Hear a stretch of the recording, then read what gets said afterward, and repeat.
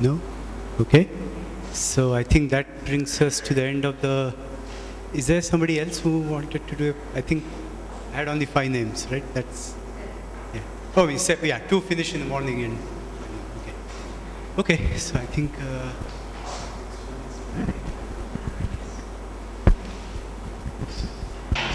Professor Lakshmivara, he has been at the institute, and since that time we know that he has been a very brilliant student.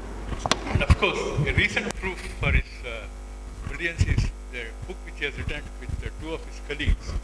And in particular, I find that the ratio of the text to table and figures should be close to 2:1:1.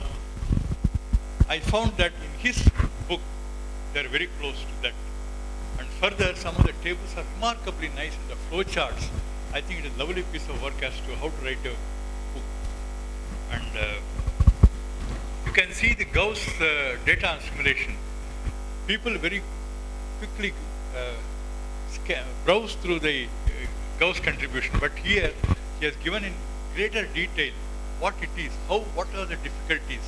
That shows the dedication and the hard work, perseverance of Gauss in getting those things. You know, it's a pointer to how people have worked much before us with limited facilities. All these things have been nicely brought about.